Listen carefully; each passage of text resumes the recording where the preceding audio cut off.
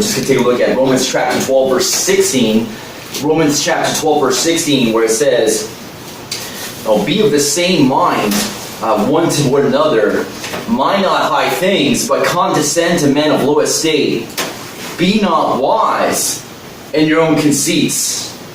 Now, if you can turn your Bibles to Psalm chapter 131.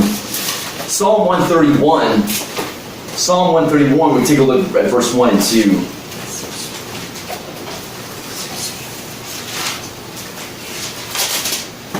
And it says, "A song of degrees of David. Lord, my heart is not haughty, nor mine eyes lofty. Neither do I exercise myself in great matters, or in things too high for me. Surely I have behaved and quieted myself, as a child that is weaned of his mother. My soul is even as a weaned child." Now, this is a great song David starts off writing, because he's talking about being humble. He's saying here that he has not. He says that his eyes aren't lofty, and he doesn't exercise himself in matters great or in things too high for me. And he's behaved and quieted himself. And what I believe he's talking about being like a humble person. As it says in Romans chapter 12, verse 16, it says, "Be not wise in your own conceits." And we think about the word, conceit. I kind of think of the word, has anyone heard the word conceited before? Yeah. Now, if someone calls you a conceited person, is that a compliment? Not really, right? And I mean, you think about conceit is kind of like pride. It says, "Be not wise in your own conceits." And I think there's many people out there. I mean, there are many people who are very good at certain things.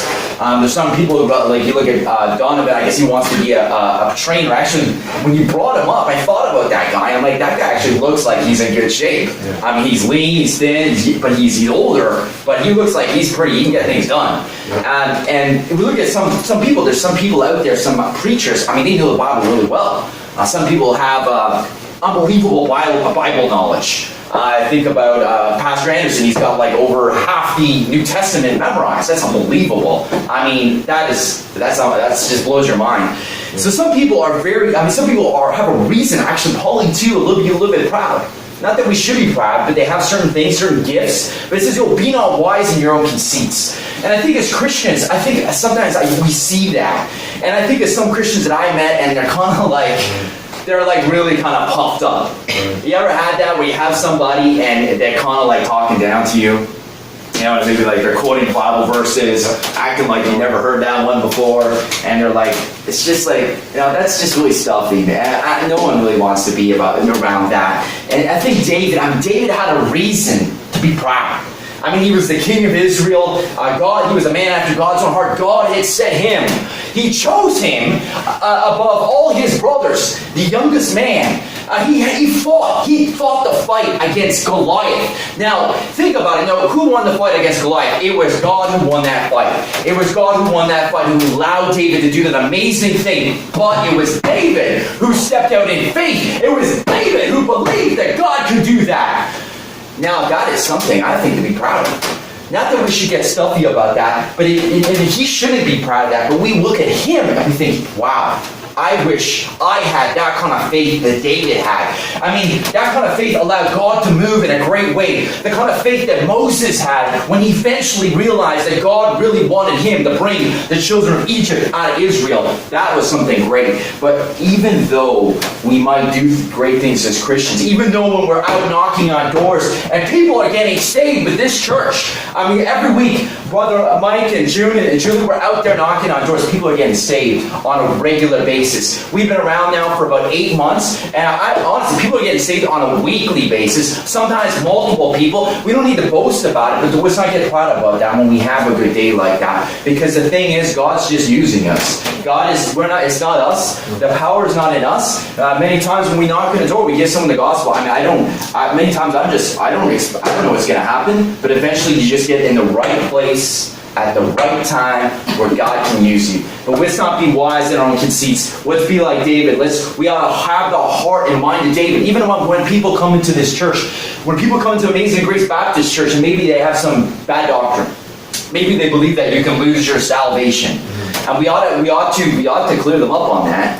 do it in a loving way, right? We don't want to look like we want to boast ourselves about that, but we want to be humble, and we want to have, we don't want to be haughty. And because that's something that that'll turn off everybody. Now, moving on to Romans chapter 17, Romans chapter 12, verse 17, it says, recompense to no man evil for evil. Provide things honest in the sight of all men. If it be possible, as much as lieth in you, live peaceably with all men. Now, if you could turn in your Bibles to Proverbs chapter 20, verse 22. Proverbs chapter 20, verse 22.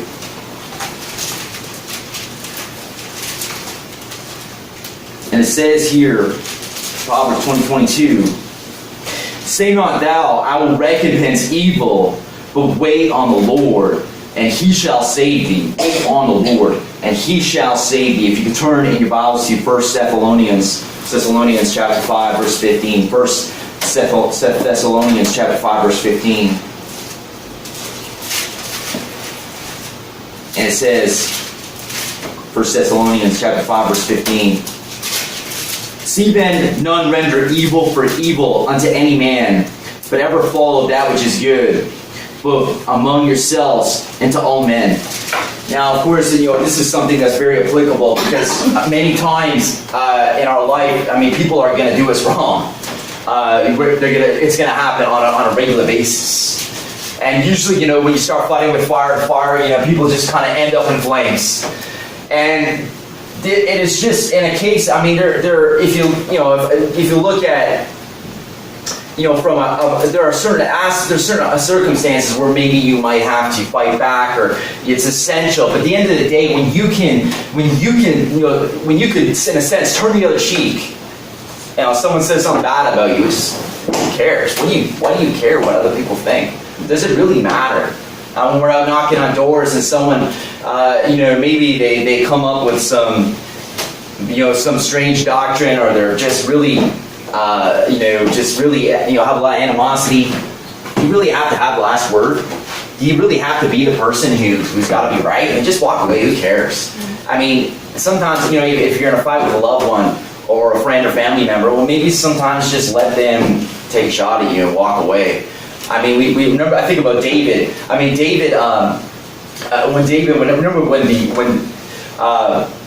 Absalom was going against David, and they had a conspiracy in Israel, and David was basically going to be a done deal.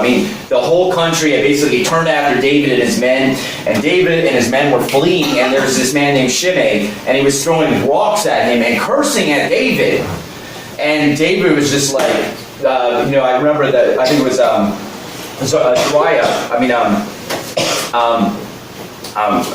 Joab's brother, Abishai.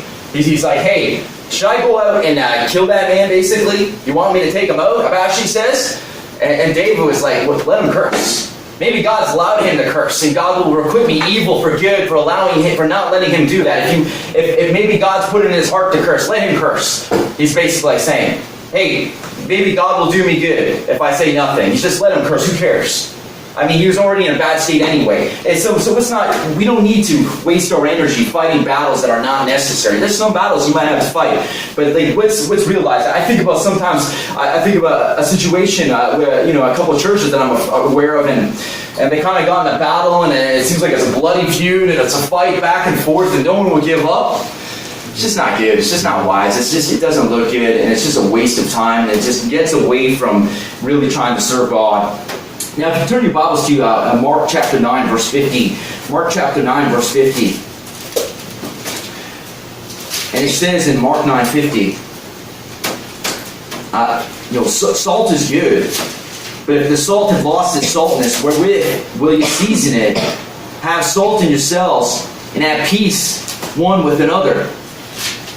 Now that's what I really want to focus on. If you always try to keep, when we're doing the Bible studies, keep a benchmark in Romans chapter 12 and 13 as we continue to go back there tonight. But just want to compare this to what it says in Romans chapter 12, verse 18, where it says, if it be possible, as much as lieth in you, live peaceably with all men.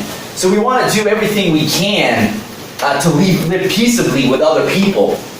We want to do everything we can to have peace with other people. I think about a situation I had at work before. Now, I was having trouble with a certain coworker.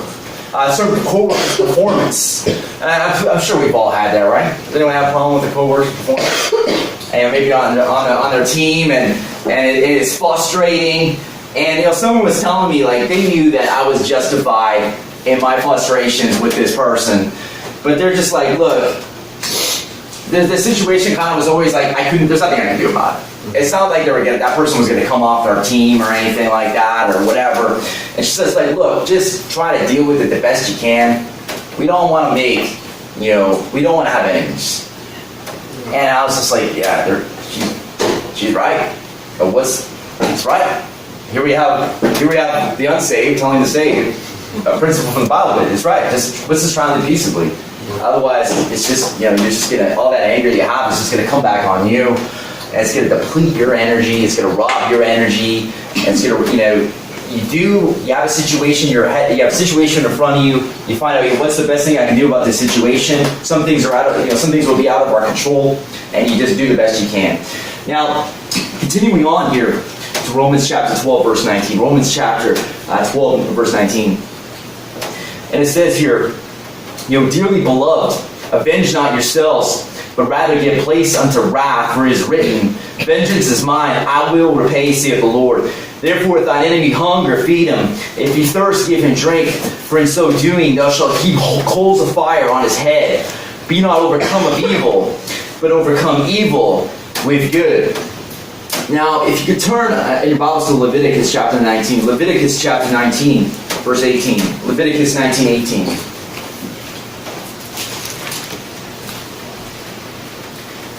And it says here, Leviticus 19:18, it says, thou shalt not avenge, nor bear any grudge against the children of thy people, but thou shalt love thy neighbor as thyself. I am the Lord. And in Deuteronomy chapter 32:35, if you can turn to Deuteronomy chapter 32:35.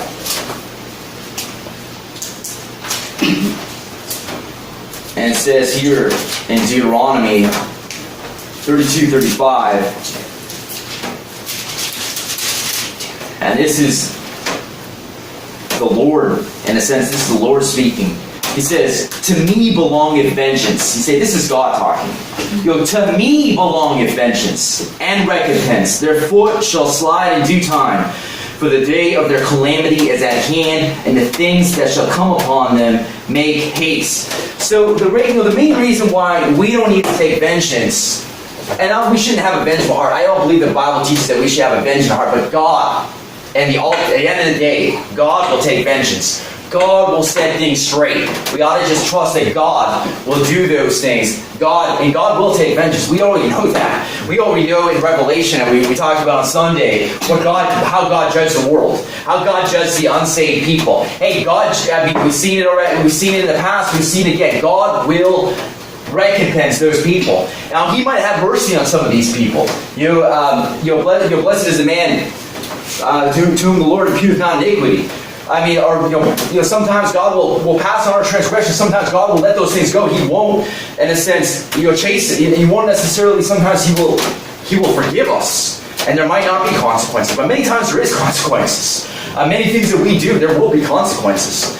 God, whom the Lord loveth, He chasteneth. But God also will judge. At the end of the day, too, even if that person, think about someone who might have done you wrong, and maybe you want to get them back. If that person's a Christian, you ought to want God to have maybe mercy on them, because you want God to have mercy on you. Now, if that person's not saved and never gets saved, my friend, they will have vengeance in hell for eternity. And you will even wish they had mercy at that point. God will recompense. God will set things straight. Now, if you turn now to Proverbs chapter 25, 21 and 22.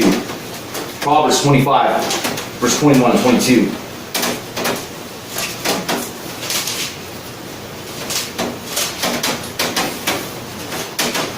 And it says in Proverbs 25, verse 21, if thine enemy be hungry, give him bread to eat. And if he be thirsty, give him water to drink. For thou shalt heap coals of fire upon his head, and the Lord shall reward thee. Now this is exactly basically what it's saying in Romans chapter 12. Verse 20, where it says, Therefore, if thine enemy be hungry, feed him. If he thirst, give him drink. For in so doing, thou shalt heap coals of fire on his head. Now, I think of basically what's saying there. The best way to deal with somebody who's done you wrong is actually do something good for them. Mm-hmm. To actually do something good. I mean, it's the total opposite of what they expected. I think when someone maybe gets mad at you for no reason. And maybe you just say, God bless you. Or you don't get mad at them back.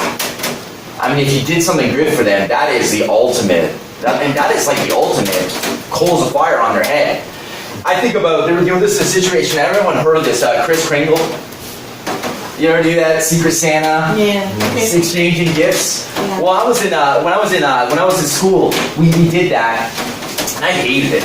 I mean, I couldn't stand it. I didn't want to do it. One time the class is like, hey, who wants to do Kris Kringle? And they're like, if anyone doesn't want to do it, we're not going to do it. Does anyone not want to do it? And I put my hand up. And they said, well, since he doesn't want to do it, we're not going to do it. And I'm like, whoa. So I spoiled the whole thing. I didn't realize that was going to happen. But there was a case where we had it, and I'm like, I'm not getting anything. I'm not doing it, right? I'm not getting anything to anybody. Forget it. I'm not doing it. I don't want to do this. I didn't ask to do this. Anyway, so I didn't do it. I didn't get the person anything the whole time. And then someone gave me something. And they gave me something that was kind of pretty good at the time. Was like a G.I. Joe toy or something like that.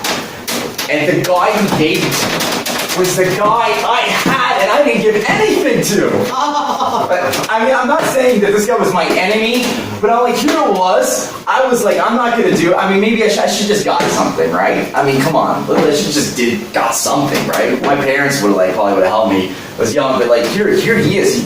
I was just like, oh my. I'm like, this guy's a good guy.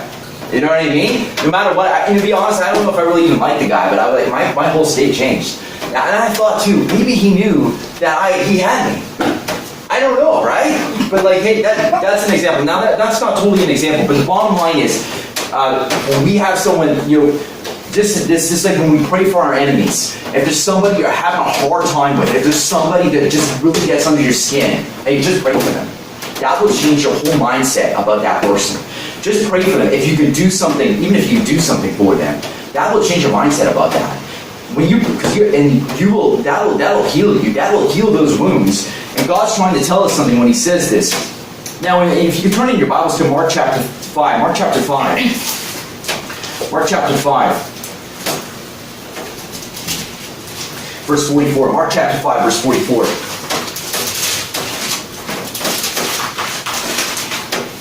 Mark chapter 5, verse 44.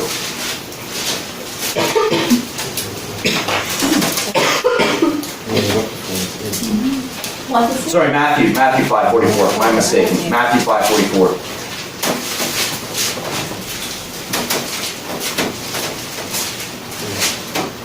It says, but I say that you love your enemies, bless them that curse you, do good to them that hate you, and pray for them which despitefully use you and persecute you, that you may be the children of your Father which is in heaven. For He maketh the sun to rise on the evil and on the good, and sendeth rain on the just and on the unjust. It says, for if you love them which love you, what reward have you?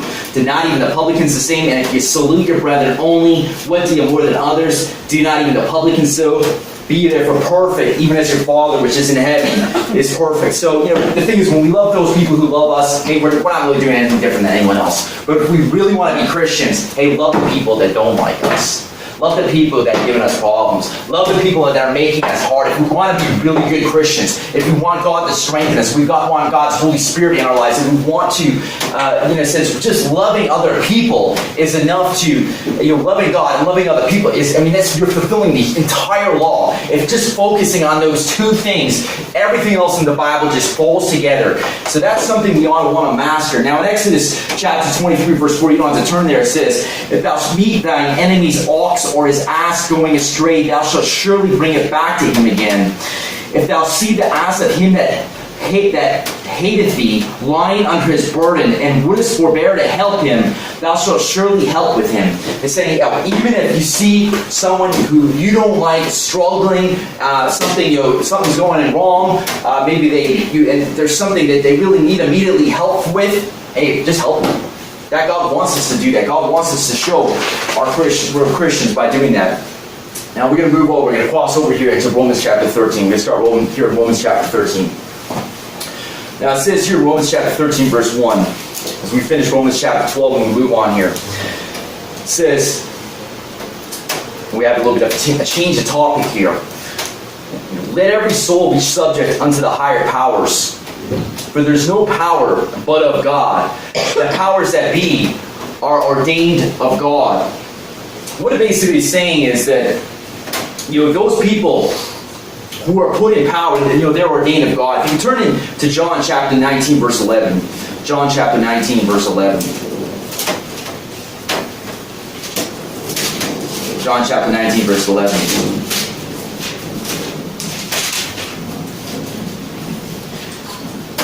It says in John 19:11, it says, Jesus answered, and he's talking to Pilate here. And this is when Pilate, he wants to crucify. The Jews want to crucify Jesus, and Pilate just wants to let him go.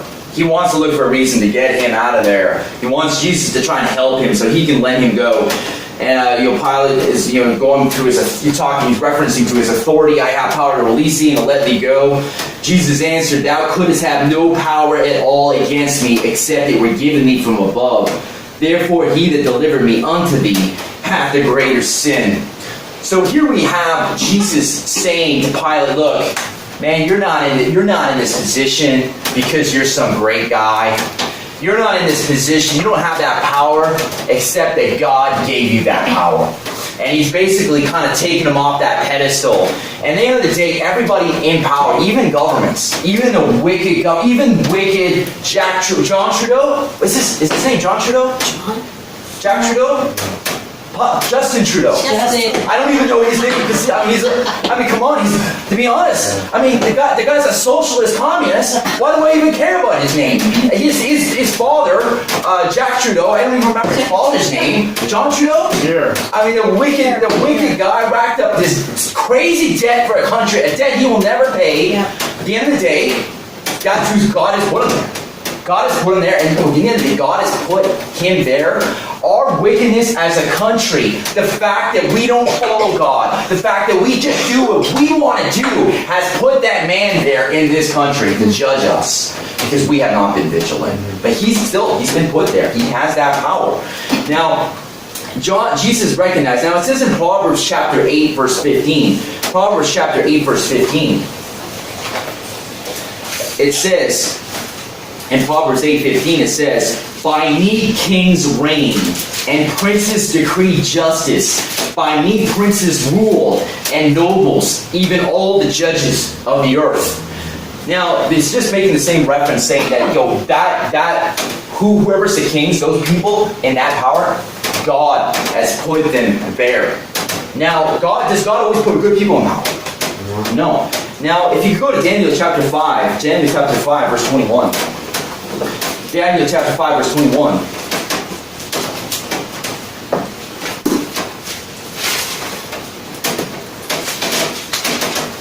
Daniel chapter 5, verse 21. Now we think about Nebuchadnezzar. Nebuchadnezzar we see a lot of different things going on with Nebuchadnezzar. In a sense, he seems like he starts off, he seems evil, he seems good, he seems evil. He wanted people to fall down and worship golden idols. He did some things that are questionable, and especially his sons. But it says here, and also to Nebuchadnezzar, he was the one who came against Judah, and took them out and took many captive. I don't think Nebuchadnezzar was by any means a perfect man, and he had a lot of problems.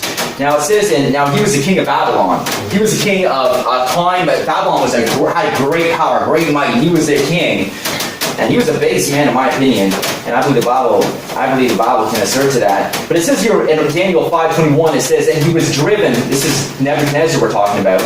And he was driven from the sons of men, and his heart was made like the beasts, and his dwelling was with the wild asses. They fed him with grass like oxen, and his body was wet with the dew of heaven, till he knew that the Most High God ruled in the kingdom of men, and that he appointed over it whomsoever he will. So Nebuchadnezzar got prideful. He thought he had this great kingdom because of his own might. It even says that clearly.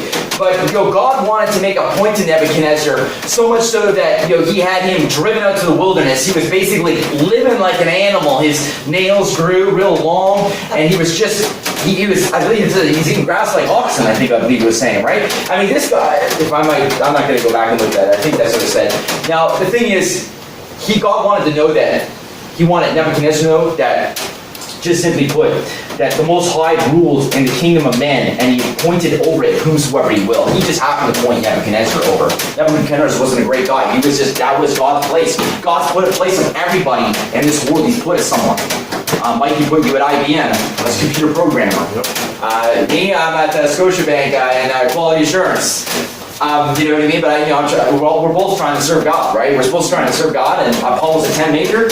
And I hope someday they say to me, I was just like a 10 major. Not the 10 major, but like they just kind of, as an afterthought, would say, oh, you did this. And I'm sure you too, Mike. You probably, like, as an afterthought, oh yeah, Mike was a computer programmer. I know him mostly, though, for serving God. Now, just to go back to what I was kind of saying, that Nebuchadnezzar, God puts those people in who he wants to put in. Now, continuing, going back to Romans chapter 12. Going back to Romans chapter 12.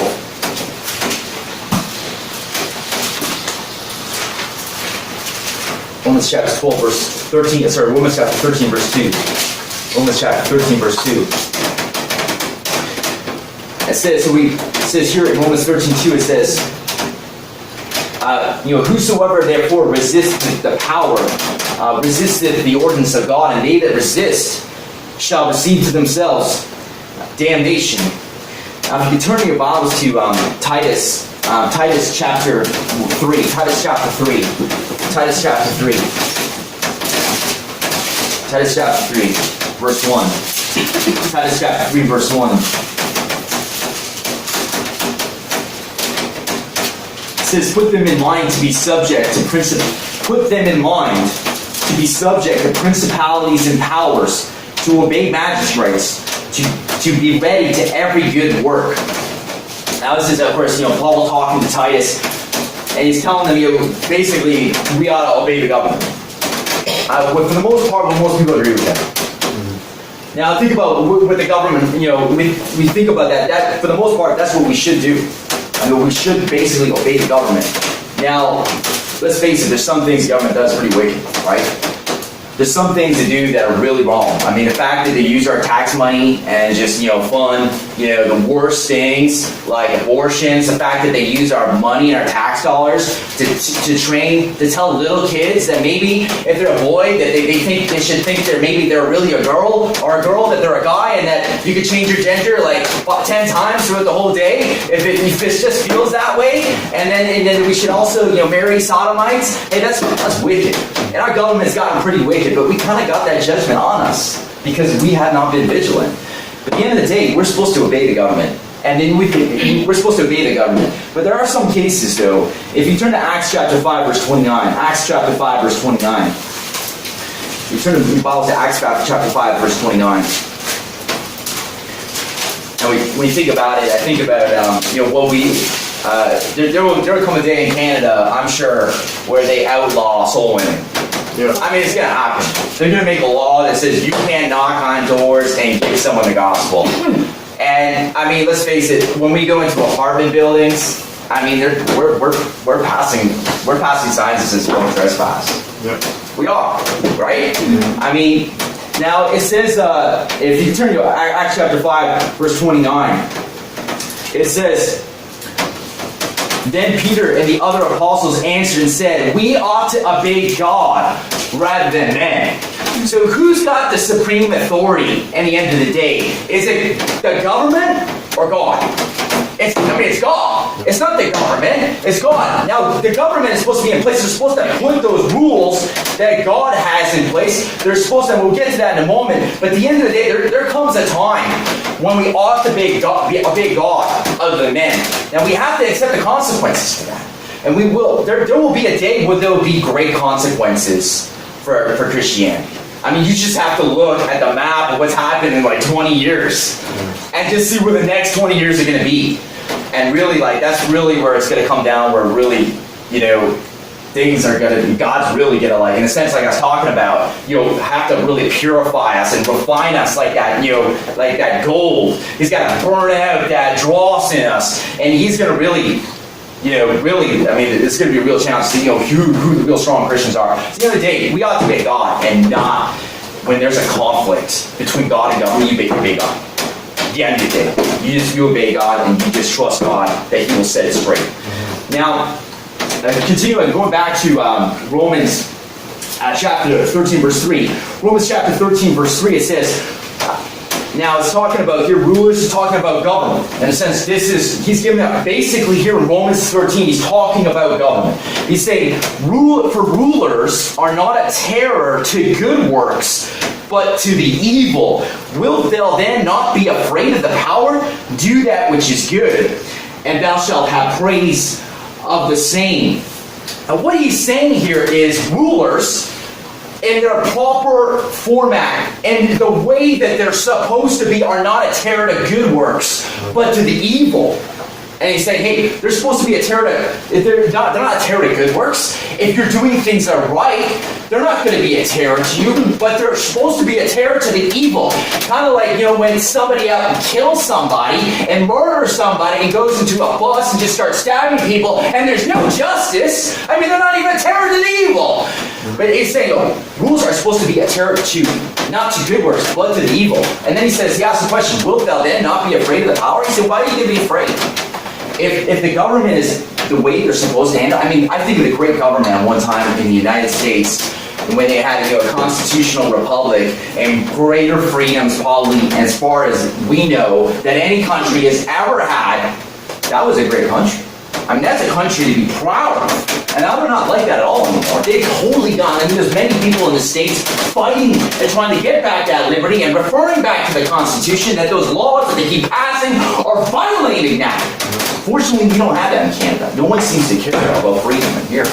I mean, no one don't care. Just look at it. Just the fact that we go out and we're taxed like 50% of our income, and they just rip that money out and throw it down the tubes and the garbage. They're just stealing from us. But anyway, I know I'm ripping on the government. I'm not all happy with it. I think we ought to obey the government. We have our place. We have our way to do things, and I don't think that it's going to necessarily change. But he's saying, wilt thou not? He's saying, for rulers are not a terror to good works, but to the evil. Wilt thou then not be afraid of the power? Do that which is good, and thou shalt have praise. It's saying, just do good. And it's the same with us. We ought to do good. We ought to do good. We ought to do things that are right. We ought to obey our. We ought to. If I don't know, if the police officer asks you a question, and if he's, help him out, right? If he's starting to interrogate you, maybe you gotta just be quiet. You know what I mean? We ought to. If someone did some crime, do your best to report it, to try to stop it. Be a good citizen, right? I mean, obviously, we don't want to. We want to live peaceably with people. We want to. Many of the laws that our government has are good laws. They're good laws, many of them. There's too many of them, but many of them are good. Now, if you go to 1 Peter chapter 2, verse 13. 1 Peter chapter 2, verse 13. It says in 1 Peter chapter 2, verse 13. It says, Submit yourselves to every ordinance of man for the Lord's sake, whether it be to the king as supreme, or unto governors as unto them that are sent by him, for the punishment of evildoers, and for the praise of them that do well. So he's saying here that we ought to obey our government. We ought to follow. We ought to be good citizens. There's ways that we can there's ways that people can be involved to try and change things if they need to change. But just to kind of go again back on the government and their proper role and their proper function in First Peter chapter 2, verse 14, it says, just read that part again. Or unto governors, as unto them that are sent by him, for the punishment of evildoers, and for the praise of them that do well. Here we see another function of government, of what it's supposed to do. And there are many governments. We look at how the states was when they had their, when they formed their country, when they got away from that wicked British country that was trying to take away their liberties. The whole point of that constitutional republic, that whole point of a just government, was for the punishment of evildoers and for the praise of them that do well. And of course, we already got to go over that. That is the proper means of government. Now, as Christians, right, do we even need a government if we're operating properly? Now, we do need a government. Let's get this straight. What I'm saying is, if everyone in the world was Christians and obeying the law of God, right, we wouldn't even need a government. Because we would be trying to do right ourselves, right? So as Christians, in a sense, when we're trying, we don't necessarily, we already are governing ourselves. Churches, we are supposed to live a certain way. We are supposed to live a certain standard. And we know that the Bible says, thou shalt not kill, thou shalt not steal, and many other things. So we're, in a sense, we're trying to govern ourselves. So when you look at the government is really, let's face it, the world's not saved. The world does not follow God. The world hates God. The world's philosophy is do as thou wilt. Even that rapper, I can't remember his name, Ice, do you know his name? Ice, no, the guy, I don't know his name. Anyway, I saw it. It says do as thou wilt. That was like his motto, right? And that's the world's law. Do as thou wilt. So that's not something kind of contrary to the Bible. But you're happy when you know there's people out there that says do as thou wilt, that we have a government. Because the government is actually trying to help people. It's trying to stop crime. It's trying to do those things. But that's a proper, in a sense, it's a proper offshoot of government. And at the end of the day, we got the government that we got based on how this country is and the moral climate of this country. The fact that this country is turned away from God. Unfortunately, God put us with somebody that just is a wicked man. And we ought to pray for him because, he could be converted. And if we can, pray for him. I'm not saying that he should be on the top of your prayer list. John Trudeau, he's not really like on the top of my prayer list. He's like kind of like at the bottom of my prayer list. Now, I'm not saying that should be that way. If you feel in your heart, if you feel God's, you need to pray. And the Bible does say we should pray for those people. And imagine he got converted. Imagine that man got converted. Can you imagine that? That's a good reason to pray for him. Because he might not have a lot of control. He's certain things he's fighting, but that would be unbelievable. That people would see that and would be like, what in the world happened? This guy just turned a 360. So we should pray for them. And if you want to put them on top of your prayer list, by all means, the Bible does teach that. We ought to pray for those people. Now, moving on here. It says in verse 4, it says, for he is the minister of God to thee for good. But if thou do that which is evil, be afraid, for he beareth not the sword in vain. For he is the minister of God, or revenger to execute wrath upon him that doeth evil. And this is just going back to that same portion, that same part saying, the government is supposed to be the revenger to execute wrath upon him that doeth evil. And we ought to let people know that that's really the proper function of the government, to be that. And let's take a moment here to pray. We'll finish off there.